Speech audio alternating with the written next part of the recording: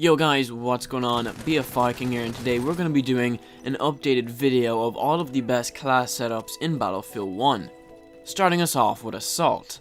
Playing as an Assault requires you to get into closer ranges, as you only have access to SMGs and shotguns. Also, your job is to take out enemy armored vehicles.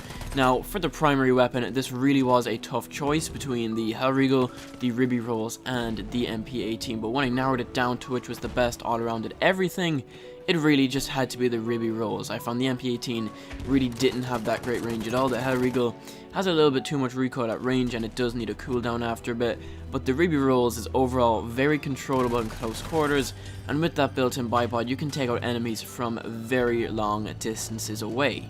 Plus, the Ribby Rolls has a pretty solid rate of fire at around 550 rounds per minute, which is very easy to control, and a max damage of 21.3, matched with a decent reload speed of 2.1 seconds.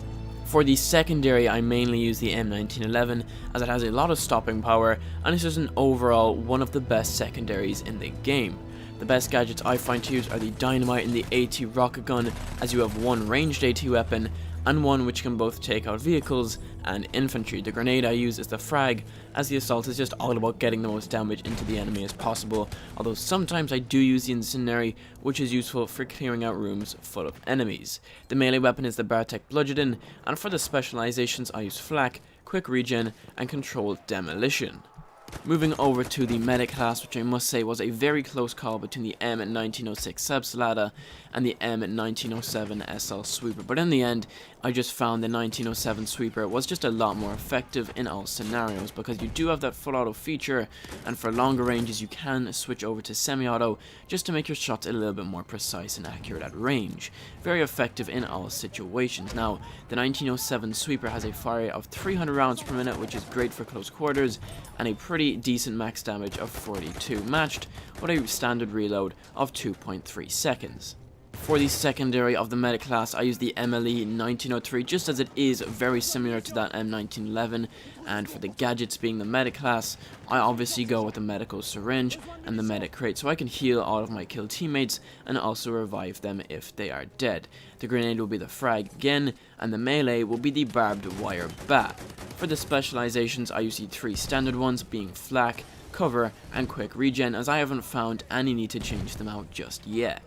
Now, the support class is probably my least used class, but nonetheless it can be very, very effective and is also very useful to your teammates. The primary is an obvious choice, and that's going to be the BAR M1918 Storm. A solid rate of fire at 600 rounds per minute, and the recoil is very, very easy to control. For anybody who's used this gun in the game, the BAR, you'll know exactly what I mean. It's just so easy to use. Again, that sidearm is the 1911, as it does complement the BAR quite well.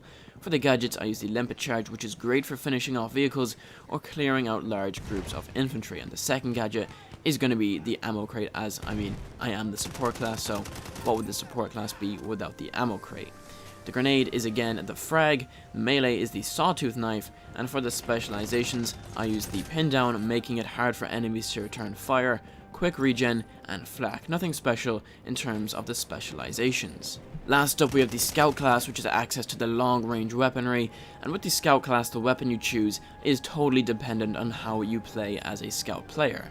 What I find to be the best sniper has to be the Gewehr 98. It has a solid rate of fire of 50 rounds per minute, which is decent, but then again, I'd rather play the Scout class at medium ranges. I know some people like Ironside sniping at 50 meters or less, and some like to snipe from all the way at the back of the map, so the best advice I can give you is try out all of the snipers and see which works best for you, but for me, it's gotta be the Gewehr 98.